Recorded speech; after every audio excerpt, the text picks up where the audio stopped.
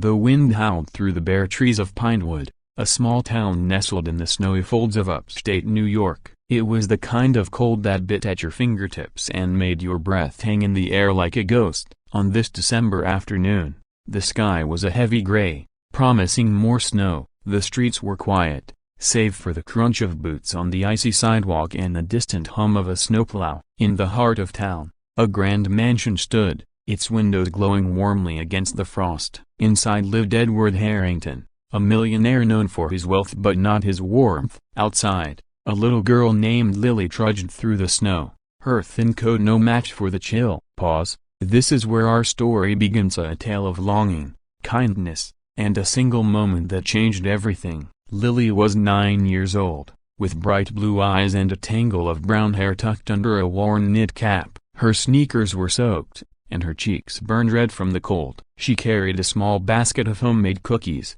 her mother's recipe, which she sold door to door to help pay for groceries. Lily's mother, Sarah, worked long hours at the diner, but it was never quite enough. The holidays were coming, and the weight of it pressed on Lily's small shoulders. She didn't dream of toys or fancy gifts. She dreamed of something simpler, something warmer, of feeling she couldn't quite name. Pause. As she walked, she glanced at the Harrington mansion, its iron gates tall and imposing. Everyone in Pinewood knew Edward Harrington. He owned half the ton of factories, shops, even the diner where Sarah worked. But he was a man who kept to himself, seen only through the tinted windows of his sleek black car. Lily stopped at the gate, her breath puffing out in clouds. She'd never dared knock on the Harringtons' door before. The mansion seemed like another world, one where people didn't worry about bills or broken heaters. But today, something pulled her forward. Maybe it was the cold,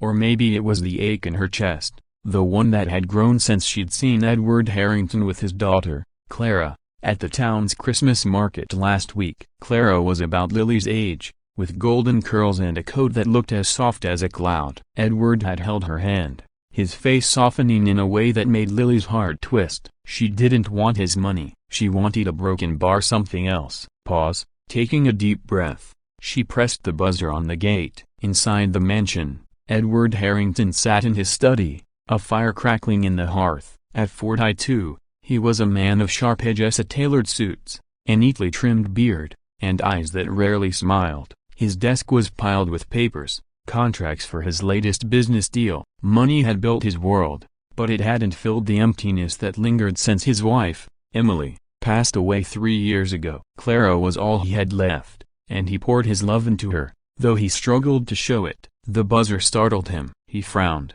glancing at the security camera. A small figure stood at the gate, clutching a basket. "Who's this now?" he muttered, his voice gruff. He pressed a button to open the gate, more out of curiosity than kindness. Lily stepped onto the snow-dusted driveway, her heart pounding. The mansion loomed larger with every step, its stone walls like a fortress. She reached the front door, her fingers trembling as she knocked. The door opened, revealing a housekeeper with a stern face. "What do you want?"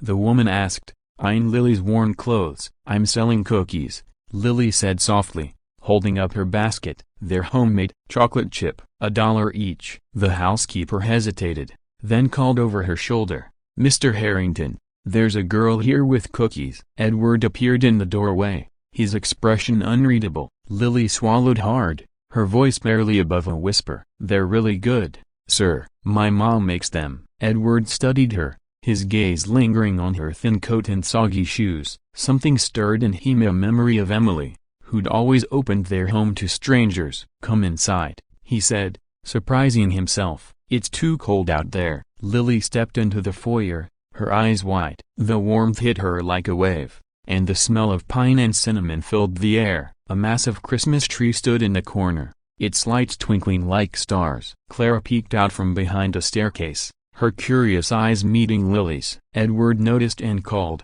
"Clara, come say hello." Clara skipped forward, her smile bright. "Hi, I'm Clara. Do you like cookies?" Lily nodded, shyly offering her basket. "Want to try one?" Clara took a cookie, nibbling it eagerly. "It's yummy," she declared, crumbs on her chin. Edward watched, his heart softening at his daughter's joy. He reached for his wallet, pulling out a $20 bill. "I'll take the whole basket," he said. Lily shook her head, her voice steady despite her nerves. "I don't need money, sir. I just a broken bar. I just want a hug. Like the one you gave Clara at the market." Pause.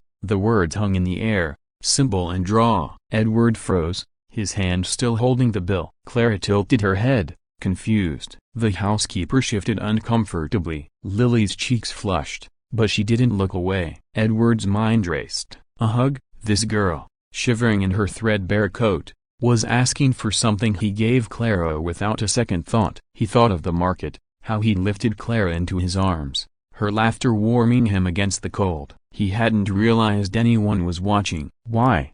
he asked, his voice softer now. Lily hesitated, then spoke, her words slow and careful. "My mom works a lot. She's tired when she gets home. I don't have a dad. I saw you with Clara, and you look at a broken bar happy. I just wanted to know what that feels like." Pause.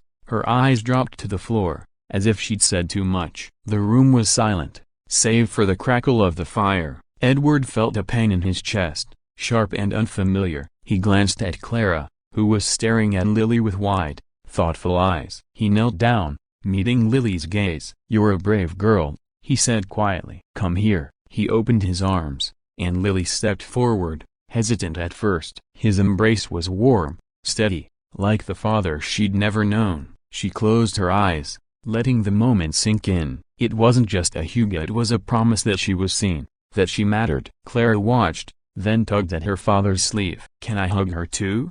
she asked. Edward smiled, a rare, genuine smile. "Of course, sweetheart." Clara wrapped her arms around Lily, giggling softly. The two girls stood there, locked in a hug that felt like the start of something new. The housekeeper dabbed her eyes, turning away to hide her emotion. Edward stood, his mind spinning. He'd spent years building walls around his heart, his home, his life. Money was easy, it was safe. But this girl, with her quiet courage, had cracked something open. He looked at the Christmas tree, its lights blurring slightly in his vision. Emily would have loved this moment. She would have invited Lily in, baked cookies with her, made her feel like family. Pause. The thought was a gentle twist, a reminder of what he'd lost and what he could still give. "Lily," he said, his voice steady but kind, "how about you and your mom come over for dinner tomorrow? We'd like that, wouldn't we, Clara?" Clara nodded eagerly. "Yeah, we can make hot chocolate." Lily's face lit up, a smile breaking through her shyness. "Really?" "Yeah, broken bar. I'd have to ask my mom, but I think she'd like that." Edward nodded. "Good. And take the 20 for the cookies." "Not because you need it, but because they're worth it." He paused, then added, "And if you ever need another hug, you know where to find us." Lily left the mansion with a lightness in her step, the $20 bill tucked safely in her pocket. The snow was falling again, but it didn't feel so cold anymore. She thought of her mother, of the dinner they'd share with the Harringtons, of the warmth she'd felt in that hug. It wasn't just about a memento, it was about knowing she wasn't invisible. Back inside, Edward sat by the fire, Clara curled up beside him. He thought about Lily, about her courage to ask for something so simple yet so profound. He'd spent years chasing wealth, thinking it would fill the voids in his life. But tonight, he saw something else. A hug, a connection, a small act of kindness. These were the things that mattered. Pause. He pulled Clara closer, kissing the top of her head. "You're my everything," he whispered. The next evening, Sarah and Lily arrived at the mansion, nervous but hopeful. Sarah's eyes were tired, but they softened when she saw the warmth in Edward's smile. The table was set with roast chicken, mashed potatoes, and Clara's promised hot chocolate. Laughter filled the room, mingling with the clink of glasses and the crackle of the fire. For the first time in years, the mansion felt like a home again. As the snow fell outside, blanketing Pinewood in quiet, Edward realized something. Wealth could buy a mansion, but only kindness could make it a home. Lily's simple request had reminded him of that. Pause. And so, dear listener, as you hear this story, think about the small acts of kindness you can share. A hug, a smile, a moment of connection. They cost nothing but mean everything. Reach out today, and make someone feel seen. Pause. The end.